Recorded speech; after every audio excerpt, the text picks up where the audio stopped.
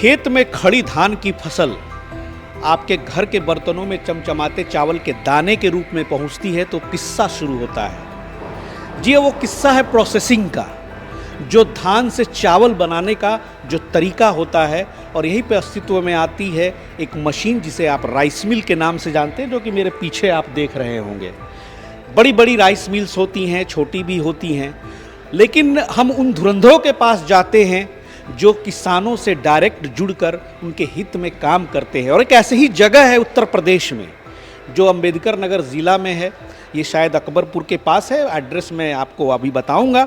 लेकिन फिलहाल Vishwakarma foundry work से मैं स्वागत कर लूं सर का। नमस्कार हर्षित विश्वकर्मा जी। नमस्ते। नाम सही बोला ना सर? हाँ, एकदम सही बोला आपने। जी, सर से मुलाकात पिछली साल हुई थी।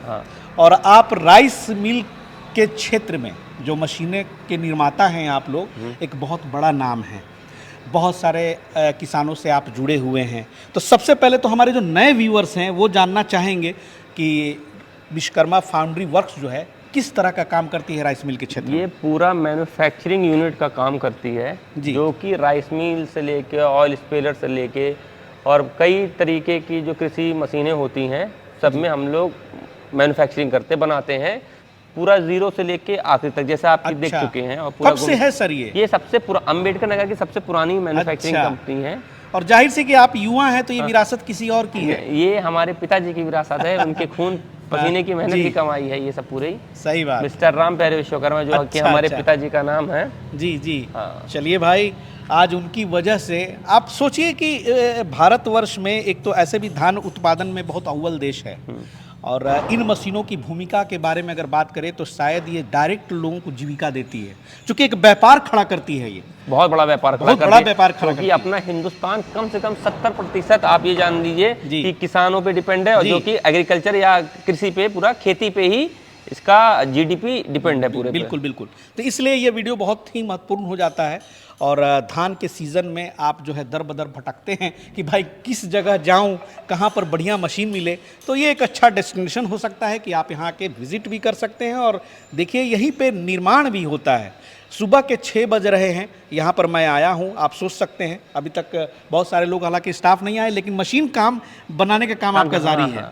काम जारी है, क्योंकि हम लोग के पास ऊपर वाले के आशीर्वाद से इतना ऑर्डर रहता है। और हम लोग चाहते हैं कि जो भी एक ही प्रोडक्ट कोई भी बेचें, एक भी मशीन को बेचें, परफेक्शन होनी चाहिए। क्योंकि मैं एक 20-22 साल 24 साल का लड़का हूँ, तो मुझे परफेक्शन से मैटर है, मुझे सेल से मैटर नहीं है। अगर मैंने परफेक्शन ला के दे दी कोई भी चीज़ में, चाहे वो मशीन हो, कोई भी चीज़ हो, तो ऑटोमेटिकली आज नहीं कल उसको सेल जानी ही जानी है। तो हम लोग काम करते हैं परफेक्शन पे।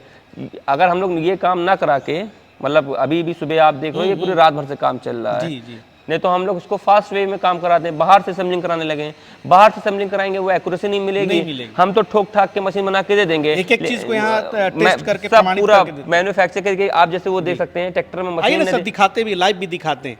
अब देखिए यहाँ पे ये ट्रैक्टर के साथ अटैचमेंट आप देख रहे होंगे, ये ट्रैक्टर है और पीछे जो है राइस मिल लगी हुई है। ये टेस्टिंग के लिए लगा, टेस्टिंग के लिए लगा है। अच्छा, अभी ट्रैक्टर का बात दिमाग में ख्याल आया, तो सर ट्रैक्टर तो बहुत तरह की होती हैं, जैसे तो ये कैसे आप लोग एडजस्ट करते हैं? जैसे क्या होता है कि मार्केट में आज भी आप देखोगे कि अब लोग ट्रैक्टर पे थोड़ा बढ़ रहे हैं, अपग्रेड कर रहे हैं। मिनिमम जैसे मशीन अगर चलानी है, चलने को 30 से भी चल जाएगी, प्रोडक्शन कम हो जाता है, चावल की क्वालिटी थोड़ी सी डाउन हो जाती है जी। अगर आपको चावल के किसान भाइयों के लिए, हमारे किसान भाइयों के लिए अगर चावल क्वालिटी इंप्रूव करनी है, बढ़िया करनी है प्रोडक्शन के साथ जी, तो कम से कम 39 हार्स पावर का ट्रैक्टर होना चाहिए। अच्छा। जो आपका नरम धान पे लगभग आप मान के चलो 5 से 6 कुंटल कम से कम मैं बताऊंगा, और सूखे धान पे 10 से 12 कुंटल का प्रोडक्शन मतलब बहुत आसानी से निकाल के देगी। और ट्रैक्टर पे लोड तो आप समझिए ना के बराबर पड़ेगा। वो तो हम लोग आगे बात करेंगे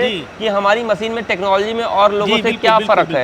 यानी कि ट्रैक्टर के साथ कंपैटिबल भी होना पड़ेगा, तभी आप मैक्सिमम आउटपुट ले पाएंगे। जैसे मैं आपको एक बात बताना चाहता हूँ कि कई तरीके की कंपनियां हैं ट्रैक्टर में, तो जैसे कि सब जितने भी किसान हैं इससे जुड़े लोग जो जितने भी हैं, क्या होता है कि ट्रैक्टर के आरपीएम 540 तो होते हैं, लेकिन कभी ये जानने की आदमी ने कोशिश नहीं की कि वो 540 आरपीएम वो कितने पे बना रहा है, 14-15 बना रहा है, 16-17 बना रहा है कि 20-21 बना रहा है। जैसे जॉन डियर है, वो 20-21 से 540 का चक्कर बनाता है। अगर मैं नॉर्मल पुल्ली डाल के दे दूंगा तो 20-21 जब चलाएगा तब वो चक्कर बनाएगा, तो जितने की उसकी धान ही चावल नहीं निकाल पाएगा उससे ज्यादा वो ट्रैक्टर को तेल पिलाएगा।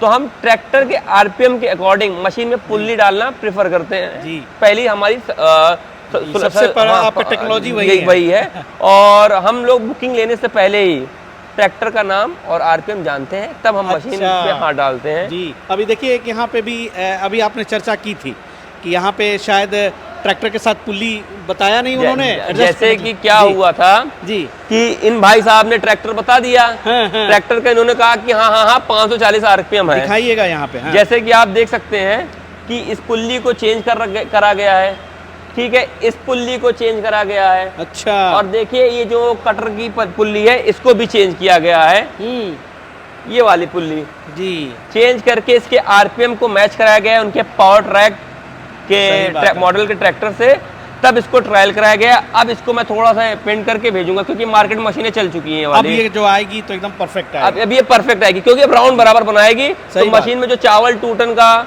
और भी जो दिक्कतें हो रही थी वो अब समाधान इसका हो चुका है। सही बात है। तो सोच लीजिए कि टेक्निकली कितनी सही मार्किंग होती है विश्वकर्मा फाउंड्री वर्क्स की।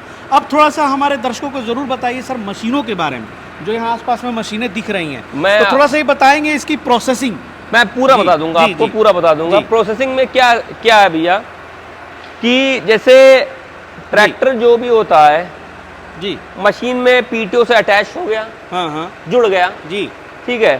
फिर यहाँ से धान डाला जाता है जी। धान एक एलिवेटर का भाग होता है जी, जो एलिवेटर धान लेके जाती है जी। फिर वो डीहस्कर में, डीहस्कर लोग बोलते हैं, सेलर बोलते हैं, रबर रोलर बोलते हैं। ये 4 रबर रोलर का हमारा सेलर है, जो धान फोड़ने में मदद करता है और धान फोड़ने में मदद करता है। फिर ये दूसरा वाला एलिवेटर का भाग जो फुटी हुई धान होता है उसको लेके आता है पॉलिशर में। अच्छा, ऊपर में यहाँ पर आप देख सकते हैं, यहाँ से लेके आता है जी। और जो फूटी हुई धान होती है वो भूसी कहलाती है, वो उड़ जाती है। और जो जो फूटी हुई धान होती है इसमें आती है। अच्छा, फिर इसमें चावल की पॉलिशिंग होती है जी, जिसमें जब आप देख सकते हैं पॉलिश नीचे निकाल सकते हैं और उस साइक्लोन में निकाल सकते हैं। अच्छा, और आपका साइक्लोन पीछे साइड में है। साइक्लोन वो देखिए, आप देख सकते हैं जैसे एक हाँ जी, चावल उधर से निकलने लगा जी। साइक्लोन ये है जो ब्रांड खींच के आप बोरे लगा दीजिए, आप बोरे में ब्रांड बढ़ता चला जाएगा, आप उसको पैक करके साइड में भेजते चले जाएंगे जी। और भूसी कहाँ से निकल रही है सर? भूसी आप देख सकते हैं कि जो धान फूट जाती है, फोड़ी जाती है, ऊपर 4 रबर रोलर है, फोड़ी छिलका यहाँ से जो भूसी थी वो बाहर निकल जाती है। भूसी यहाँ से निकल गई और ब्रांड का यहाँ से आपने बोरे में करेक्ट कर लिया। ये जैसे क्षेत्र के अनुसार होती है, किस क्षेत्र में भूसी किसान ले लेता है, किसी क्षेत्र में नहीं लेता है, तो उसमें टैंक लगा होता है, तो भूसी टैंक में स्टोर हो जाती है। पीछे जो डाला का अटैचमेंट है वो किस पर्पस? ये जैसे पालिश भर गई आदमी की तो रखने के लिए कहीं ना कहीं जगह चाहिए ना, तो लगभग 20-25 बोरी आदमी यहाँ पे लोड भी कर लेता है। बहुत सिंपल है। देखिए भाई, यही है कुल मिला के जो हर राइस मिल का यही काम होता है। तो ये बताया कि विश्वकर्मा फाउंड्री वर्क्स के जो राइस मिल होते हैं वो दूसरे से अलग कैसे हैं? हाँ, ये आपने सही सवाल पूछा। मैं आपको इसकी टेक्नोलॉजी से लेके जी और इसकी मैं बिल्ड क्वालिटी मतलब इसकी मजबूती के बारे में बात करूंगा। अच्छा, बता दूंगा मैं आपको। जैसे क्या होता है जी कि जो मार्केट में मशीनें बनती हैं जी, जो मशीन की जो ताकत होती है, जो जान होता है, जो दिल होता है, वो पॉलिशर होता है मेनली। बिल्कुल ठीक है, क्योंकि चावल को पॉलिश करने का वही काम करता है, जो चावल की टूटन रोकता है। तो क्या होता है कि जो हमारा पॉलिशर है उसमें एक पत्थर ये चलता है। अच्छा, एक पत्थर ये चलता है। अच्छा, ये आप देख सकते हैं, एक पत्थर ये चलता है। तो इससे क्या होता है, तनाव बराबर हो गया, बैलेंसिंग बराबर हो गई। तो किसी भी चीज की हम लोग शुरू से ही पढ़ते आ रहे हैं, कोई भी आ रहे हैं कि किसी चीज की बैलेंसिंग बराबर हो तो समझ लिए वो उसमें कोई भी चीज की वाइब्रेशन या कंपन नहीं होगी। अगर किसी चीज में कंपन नहीं है तो आप समझ लीजिए कि वो उसका प्रोडक्शन ऑटोमेटिकली अच्छा होगा। जैसे आप देख सकते हैं कि हमने ये सिस्टम क्यों किया।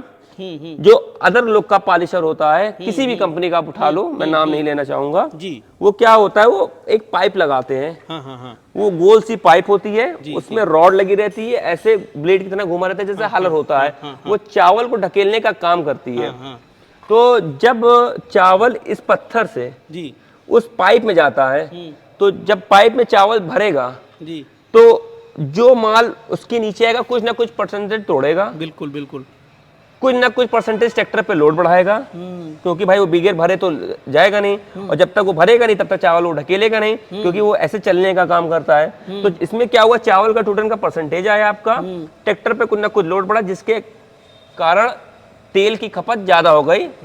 फिर चावल आता है दूसरे पत्थर में, तब चावल वहां से निकलता है, तब तक चावल मर चुका होता है। आप जैसे जान सकते हैं किसी भी चीज को ज्यादा टहला दोगे, खासकर चावल, क्योंकि पहली बार उसको वहां से फोड़ दिया गया है, और चावल को जितनी बार आप पॉलिशर में टहला दोगे वो उतना ज्यादा टूट जाएगा। अच्छा, अच्छा। और हमारे में क्या है कि एक पत्थर चावल इसमें गया गरम गरम, डेट वहां से पास हो गया, इसमें आ गया, फ्रेश फ्रेश चावल यहाँ से निकाल दिया। उसमें क्या होता है, बाकी सब मशीनों में जो वरम लगा होता है, जिसमें सब में चावल है ना यहाँ लगा रहता है, चावल यहाँ से निकलता है, उसमें चावल पाइप, पत्थर से पाइप में जाता है, चावल टूटा, लोड पड़ा, फिर दूसरे पत्थर में आता है, तब वो चावल निकलता है। और उसमें क्या होता है कि चावल जब जैसे यहाँ निकलता है तो उसमें सारे बेल्टे इधर लगी रहती है। अच्छा। अब जब सारे बेल्टे एक साइड लगा दोगे तो एक दूरी पे लगेगा, एक पास पे लगेगा, जो बैरिंग से हट के दूरी पे लगेगा। जैसे अब कोई चीज ऐसे है तो जब इसके पास रहेगी तो ताकत मजबूत रहेगी, ज्यादा उस पे प्रेशर बढ़े, और दूर रहेगी तो उसमें लंपन रहेगी, और अगर आप टूटने का खतरा रहेगा। वो कैसे रहेगा वो मैं आपको बता देता हूँ कि जब वरम जाम हो जाता है या पॉलिशर जाम होता है तो ट्रैक्टर पे लोड बताता है, तो किसान जैसे ही ट्रैक्टर पे झटका मारता है तो ये ताकत अपनी दिखाता है, ट्रैक्टर अपनी ताकत दिखाता है, जो लंपन वाली चीज रहती है वो तड़ाक से तोड़ देता है। तो इसमें हमने ये मर्ज खत्म कर दिया, इसकी वजह से कंपन खत्म हो गए। तो ये बता दें सर कि वरम पॉलिशर ये सब की लाइफ क्या रहती है? ये देखिए, मैं आपने पूछा कि सब लोग मतलब बहुत हल्की चादर लगा दिया या जो भी लगा दिया, मुझे नहीं मतलब है। जो मेरी बिल्ड क्वालिटी है, जो मेरी मशीन में जो सामान लगाया जाता है वो मैं आपको दिखा सकता हूँ। ये देखिए 16 गेज का डोंगा है। अच्छा, पूरी मशीन हिलाने की ये ताकत रखता है।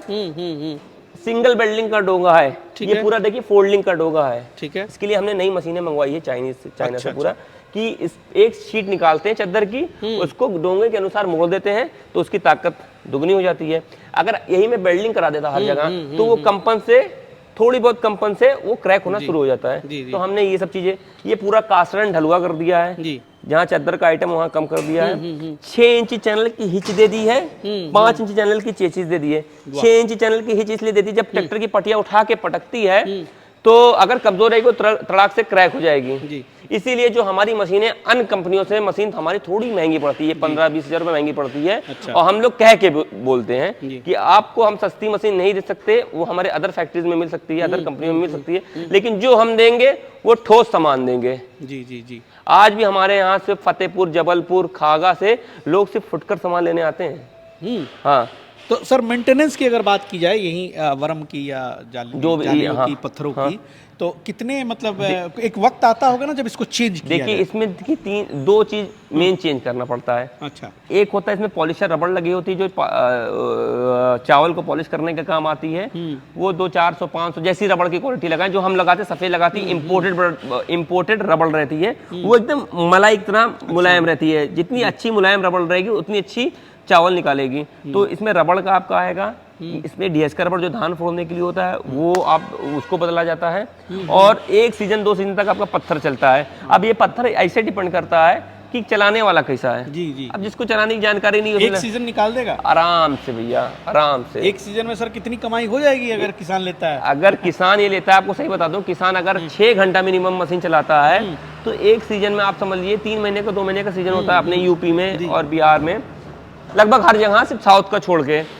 आप ये मान के चलिए कि मशीन का पैसा खाली करके 1 से 1.5 लाख रुपए प्रॉफिट में चला जाता है। और ये मैं नहीं कह रहा हूँ, ये सब जवान मेरे किसान भाइयों के जो आते हैं और ये बात बताते हैं। क्या सीजन पे बहुत अच्छा खासा डिमांड होता है सर, क्योंकि बहुत प्रेशर रहता है, बहुत प्रेशर रहता है, उस समय ढूंढे नहीं मिलता है। बहुत बढ़िया। तो सर थोड़ा सा लागत, जो बिल्ड क्वालिटी आपने बताई, तो क्या आप लोग कस्टमाइज तो राइस मिल बनाते ही हैं? हाँ। क्या इन्वेस्टमेंट, एक व्यूअर्स का भी दिमाग में आ रहा होगा, क्या इन्वेस्टमेंट का बजट रखा जाए? मशीन शुरू होती 2 लाख से भी, 2.5 लाख से भी, फिर आप ये देख सकते हो 2.5 लाख है। अच्छा। मतलब लगभग वही 2.5।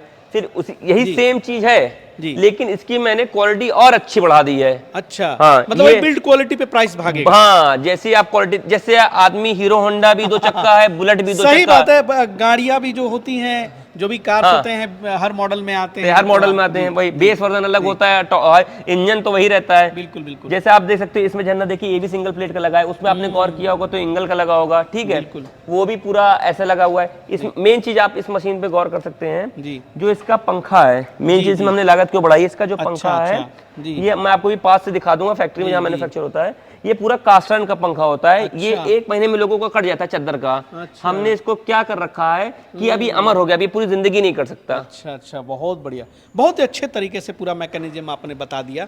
और एक सवाल ये है कि चलिए आपने बताया जैसे कि 10 से 12 कुंटल जो है प्रति घंटा के, क्या इससे भी ज़्यादा क्षमता वाली राइस मिल आप तैयार करते हैं? तैयार होती है मशीनें वो सब, लेकिन क्या होता है जो सही सलाह मैं देना चाहूँगा, मुझे देखिए बेच के या अपनी पूंजी खाली करके या अपना काम करके अलग नहीं हो जाता है। हम लोग बेचने के बाद भी किसान से कांटेक्ट में रहते हैं। जी जी। ये नहीं कि हमने बेच दिया, किसानों से कोई मतलब नहीं, किसान का साथ तब तक नहीं छोड़ेंगे जब तक वो संतुष्ट नहीं हो जाएगा। सही बात है, सही बात है, बहुत बढ़िया। और मेरे ख्याल से ये चीज़ें जो है बहुत ही लोगों के लिए इस्तेमाल करना, इसे खेतों में ले जाना, मोबाइल भी है, सब बहुत कोई दिक्कत नहीं है। इसमें एक बार पीटीओ लगाया, वो डबल क्रॉस किया, पीटीओ हम लोग डालने लगे हैं। कहीं भी मोड़िए, किसी भी गली कुचड़ में मोड़िए, और अपने जिला के हिसाब से, अपने समाज के हिसाब से आप मशीन लेके जाइए। यहाँ पर कैसे पहुंचेंगे सर, जरा बताएं। यहाँ पर देखिए अयोध्या से सटा हुआ जिला, स्टेशन और बस स्टैंड का थोड़ा, यहाँ पे जो सबसे पास वाला रेलवे स्टेशन है वो अकबरपुर है। आप आए होगे अकबरपुर से भी, ठीक है। और अयोध्या के साथ सटा हुआ जिला है ये अम्बेडकर नगर, ठीक है। और किसी को भी आना है वो लोकेशन मैं आपको बता दूंगा, लेकिन ये है विश्वकर्मा फाउंड्री वर्क्स डालेंगे। विश्वकर्मा हमारे नाम से बहुत से लोग कॉपी भी कर रहे हैं, हाँ कॉपी भी कर रहे हैं लोग, और कॉपी करने में क्या सस्ता माल बता के विश्वकर्मा नाम बता के बेच देते हैं। अच्छा। लेकिन आदमी को बाद में समझ में आता है कि भैया जब वो मशीन चलाता है तब उसे समझ में आता है कि भैया हमने गलती से दूसरा विश्वकर्मा ले आया। तो ये जो मेन हम सबसे जो पुरानी फर्म है विश्वकर्मा फाउंड्री वर्क्स की पुरानी है, ये एनटीपीसी बाईपास रोड पे है, जो कि कश्मीरिया चौराहा टांडा अम्बेडकर नगर में है। बहुत बढ़िया। और बिल्कुल आए, एक बार यहाँ विजिट करें, एक से एक बेहतरीन जो है राइस मिल यहाँ पर। और ये मिनी राइस मिल की ही कैटेगरी में आएगी। हमको लगता है ट्रैक्टर ऑपरेटेड फैक्ट्री बहुत बड़े बड़े सेटअप करने की जरूरत नहीं है भैया।